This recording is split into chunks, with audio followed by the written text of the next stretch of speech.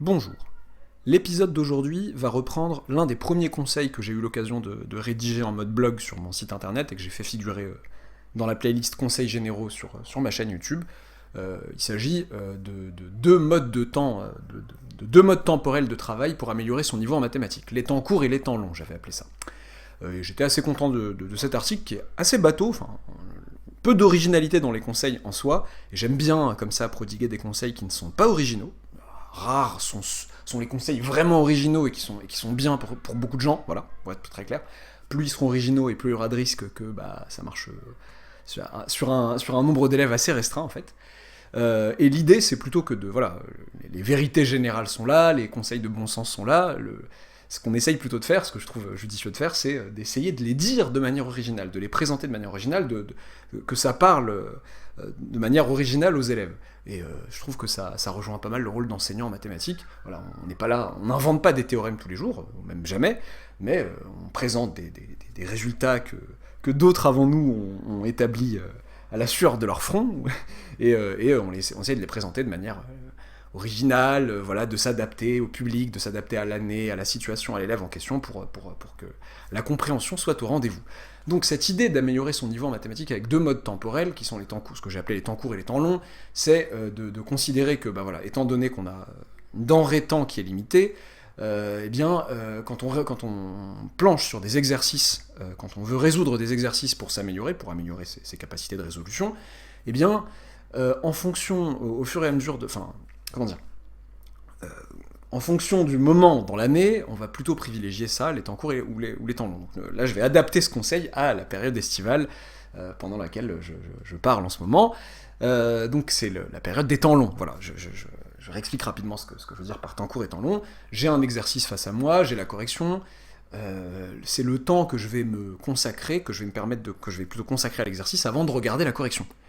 Et quand on est en pleine période d'année scolaire, parfois on est en train de réviser pour un DS, pour les concours, pour je ne sais quoi, pour des oraux, on n'a pas forcément le loisir de se faire son petit cosplay mathématicien dans sa chambre, voilà, je vais rester des heures, l'exercice va tomber. Je me suis fait souvent ça en prépa et c'était pas forcément une bonne idée. En tout cas, je me faisais ça plus souvent que nécessaire, ou en tout cas que conseillé, parce que il y avait une bande de potes qui était un peu dans ce délire-là, et j'aimais bien le côté recherche, on se fait des défis, on laisse un tel au café qui veut pas nous rejoindre tant qu'il a pas fait tomber l'exo, voilà, il y avait un petit côté défi personnel, qui peut être vraiment pas mal par moment pour vraiment, franchir des barrières un peu comme ça, et hop là, passer au niveau suivant en quelque sorte, voilà, bam, j'ai fait tomber tel exercice, ça a débloqué des choses chez moi, ça j'y crois, voilà, on va être honnête.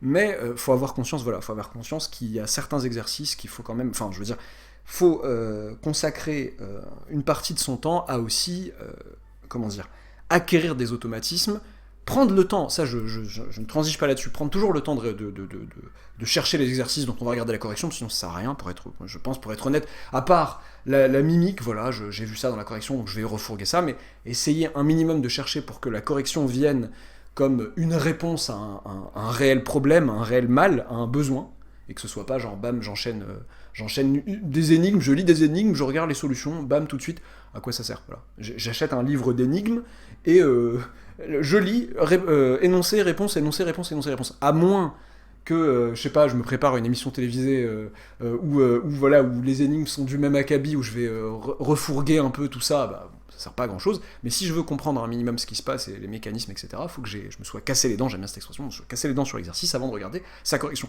Et bien l'été, c'est l'occasion de prolonger un peu ce temps de réflexion. On n'est plus face au stress de ce qui va arriver bientôt, de l'échéance prochaine, etc., où il faut que je me dise, bon, d'accord, j'aime bien chercher mes exos, mais faut que je sois raisonnable, j'ai un temps limité, je ne le dépasse pas et je regarde la correction pour voir ce qui m'a manqué, etc. L'été, par moment, pas pour tous les exos, mais par moment, vous pouvez peut-être, il me semble judicieux de prolonger un peu ce temps de réflexion, histoire de, voilà, je rentre pas dans les détails, enfin, je donnerai jamais un conseil général sur ça, parce que ça dépend trop des gens et des situations, combien de temps on passe à réviser, gna gna gna, notamment de la première année à la deuxième année de prépa, ou alors quand je vais rentrer en prépa, etc. Ça dépend vraiment de trop de paramètres pour donner quelque chose de général, mais un bon moyen peut-être de conjuguer le fait de respirer un peu, de poser la roue et de continuer à travailler, c'est peut-être de voir son exo de maths comme une partie d'échec longue, où je dis bon voilà, je dis n'importe quoi, je suis en train de romancer la chose, en tout cas je l'ai fait avec des fois, je me souviens, de la première à la deuxième année, on s'était fait une sorte je sais pas comment on appelle ça, randonnée, non, puisque c'était en vélo, de road trip en vélo, de trajet en vélo de plusieurs jours, voilà, on dormait à la Belle Étoile et tout, folie. Et voilà, par moment, sur la route, voilà, c'est ridicule, hein, mais voilà, par moment, on posait un exo, on n'a pas fait ça tout le temps, mais on posait un exo de je ne sais quoi, de mathématiques, et on réfléchissait dessus sur la route, enfin pas tous, et pas à tous les moments, voilà, je romance un peu. J'ai peur qu'ils viennent me dire, qu'est-ce que tu racontes, on n'a jamais fait ça et tout, non, on a fait ça, mais par moment, on s'est même fait embrouiller sur des... Bon, rien à voir, sur des sujets historiques, on se faisait des débats comme ça, filés pendant plusieurs heures. Bon, rien à voir, mais en tout cas, l'été est l'occasion de ça, j'arrête de meubler, et j'en profite aussi pour dire que si vous rentrez en prépa, en première année, vous trouverez sur mon site internet quelque chose d'assez réjouissant, je pense, des cahiers de vacances en libre accès, pour chaque filière. Alors quand je dis chaque filière, MPSI, PCSI, ECG, maths approfondie, BCPST, c'est les filières disponibles. En fait, qu'est-ce que c'est des pour chacun, c'est une vingtaine de problèmes tirés d'annales de concours. Donc je prends des annales de concours de la filière concernée, je les désosse pour les rendre accessibles dès la fin de la terminale. Donc en théorie, en fin de terminale, vous avez le bagage pour les faire. Ça veut pas dire que c'est facile, ça veut pas dire que vous y arriverez, parce que quand je dis vous avez le bagage, en théorie, avec le programme de terminale, j'y arrive, mais encore faut-il être aguerri sur certains points. Donc c'est l'occasion, voilà, de se casser les dents sur des exercices un peu difficiles, et la correction est ultra détaillée, en tout cas il me semble, donc ça pourra vous être utile. Bon, là j'ai parlé pour ceux qui entraient en première année de prépa, ça peut... Alors déjà, pour ceux qui entrent en première année de prépa, vous ne vous cantonnez pas forcément à la filière concernée. Les autres cahiers de vacances concernent des problèmes tirés d'autres filières, mais ça veut pas dire qu'ils sont pas intéressants, ils sont très intéressants. On pourrait se dire par exemple, voilà, BCPST, c'est peut-être un peu moins matheux que MPSI ou PCSI, mais j'ai trouvé dans les annales que j'ai utilisées de BCPST des choses vraiment très intéressantes qui seraient très profitables à des terminales qui entreraient dans d'autres voies. Donc voilà, n'hésitez pas à jeter un œil là-dessus, notamment aussi sur la chaîne YouTube où il y a pas mal de vidéos qui s'entassent dans la playlist Où est l'arnaque, qui peut être un bon moyen. Alors il y a plusieurs niveaux, mais de la terminale à la deuxième année, on va dire, qui peut vous permettre de vous exercer un petit peu. Et enfin, qu'est-ce que vous avez... J'en ai plein, j'ai oublié. Conseils généraux, c'est une playlist, voilà, où vous allez avoir des petits conseils comme ça, voilà, comme son nom l'indique. Je n'explique pas plus, c'est assez clair comme ça. Vers le supérieur, c'est une playlist où il y a des exercices... de bons exercices de transition de la terminale vers le supérieur, comme son nom l'indique. Sinon, les terminales, ceux qui vont entrer en terminale, bon, après, à voir, faut faire attention juste sur les trucs où vous n'avez pas encore vu les choses, etc. Mais il y a beaucoup d'exos de terminale et beaucoup d'exos de prépa première année. Voilà, dans le vif du sujet, des exos donnés en colle principalement.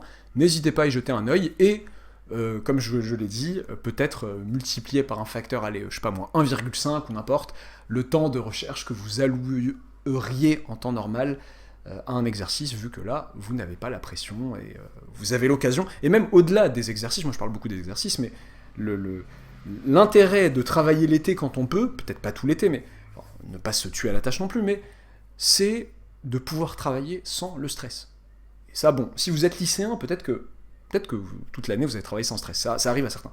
Mais si vous êtes en prépa, et notamment si vous êtes de la première à la deuxième année, là, de prépa, je pense que vous voyez ce que je veux dire. Voilà. Toute l'année, il y a ça, il y a le DS, il y a l'école, il y a machin, il y a ceci, il y a cela, il faut préparer ça, on n'a jamais le temps. Et même les vacances, les vacances entre, comment dire, les vacances en cours d'année, on n'a jamais le temps. On a l'impression qu'on aura le temps et qu'on va souffler, mais en fait on souffle pas. On a 4 DM, 3 machins, une partie de cours à rattraper parce que j'étais malade, Bon, les vacances d'été, c'est l'occasion, faut en profiter, et le but n'est pas non plus... Après, j'ai pas envie d'entrer dans d'autres conseils que j'ai déjà donnés, mais faut pas non plus être trop exigeant avec soi-même et vouloir être la machine optimale que nous ne sommes pas. Être sous-optimal par moment, faut l'assumer, c'est pas grave, ça arrive, c'est comme ça. Mais c'est l'occasion de pouvoir travailler dans de bonnes conditions. Voilà. Dans des conditions, en tout cas, je parle pas des conditions climatiques, mais je parle de conditions où le poids de l'échéance et du stress n'est pas autant présent que pendant l'année, donc ça permet quand même voilà, c'est plus propice à l'enseignement à l'apprentissage des mathématiques et à l'amélioration en mathématiques et dans d'autres matières, j'imagine. Bon courage à tous, bonnes vacances, bon courage et à bientôt pour une nouvelle vidéo, un nouvel audio, on verra bien.